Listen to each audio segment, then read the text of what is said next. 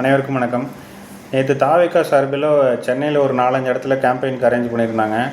So Vijay வந்து ஒரு 2-3 இடத்துக்கு போயிட்டு கடைசியாக வந்து எக்மோருக்கு வர வேண்டியதாக இருந்துச்சு. ஆனால் எக்மோரோட கேம்பெயினை வந்து கேன்சல் பண்ணி கிளம்பி பனையூருக்கு போயிட்டார். என்னென்னா 6 மணிக்கு மேலே வந்து இவர் பிரச்சாரம் பண்ண மாட்டாராமா விஜய். இது எப்படி இருக்குன்னா, வடிவேல் காமெடி ஒன்று இருக்குது, அதில் அவர் ஆட்டோ டிரைவராக இருப்பார்.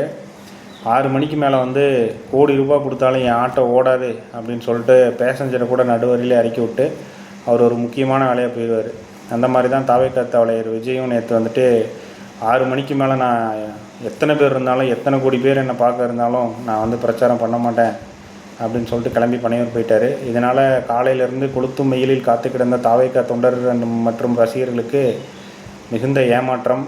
அவங்களே வந்து விஜய் மேலே ரொம்ப அதிருப்தியில் இருக்காங்க. இவருக்கு என்னென்னா நிறைய கூட்டம் வருது, ஆனால் இவர் அதை கரெக்டாக யூட்டிலைஸ் பண்ணி ஓட்டாக கன்வெர்ட் பண்ணுவாரான்னு கேட்டால் அது கொஸ்டின் மார்க் தான். ஏன்னா எலெக்ஷன் நெருங்க விஜய் மேலே மற்றவங்களுக்கு அதிருப்தி இருக்கோ இல்லையோ, தாவேக்கா தொண்டர்களுக்கே வந்து அவர் மேலே அதிருப்தி இருக்குது. ஏன்னா அவர் கரெக்டாக பிரச்சாரத்துக்கு வரமாட்டுறாரு. முதல்ல எலெக்ஷன் கமிஷனும் காவல்துறையும் அனுமதி கொடுக்கலன்னு சொல்லி கம்ப்ளைண்ட் பண்ணிட்டுருந்தாங்க. அது ஒரு சாக்காக இருந்துச்சு.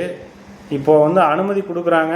இவர் வந்து ஒரு நாளைக்கு ஒரு 5 தொகுதி பிளான் பண்ணி 5 இடம் பிளான் பண்ணியிருந்தாங்கன்னா இவர் ஒரு 2 இடத்துக்கு போயிட்டு ஒரு 3 இடம் 2 இடத்த வந்து கேன்சல் பண்ணி விட்டுறாரு. அவரோட கன்வீனியன்ட்டுக்கு வந்து பிரச்சாரம் பண்ணிகிட்ருக்காரு. அவரோட கன்வீனியன்ட்டுக்கு பிரச்சாரம் பண்ணி அரசியலுக்கு வர்ற மாதிரி இருந்தால் அவர் அரசியலுக்கே வராமல் இருந்திருக்கலாம். ஸோ சீமான், இபிஎஸ் அவர்கள், ஸ்டாலின் அவர்கள்லாம் வந்து இந்த கொளுத்தும் வெயிலில் தமிழ்நாடு ஃபுல்லாக சூறாவளி மாதிரி பிரச்சாரம் பண்ணிகிட்ருக்காங்க. இப்படி இருக்கிறப்ப இவர் வந்து இன்னுமே பார்ட் டைம் பொலிட்டிஷியனாக இருந்தால் எப்படி வந்து இவரை நம்பி போகிறவங்க வந்துட்டு ஓட் போடுவாங்க? இவர் மேலே இருக்கிற அதிருப்தி வந்து இன்னும் அதிகம்தான் ஆகும். ஸோ தாவேக்கா தொண்டர்களான நீங்கள் என்ன நினைக்கிறீங்க அப்படிங்கிறத கமெண்ட்டில் சொல்லுங்கள். தேங்க்யூ.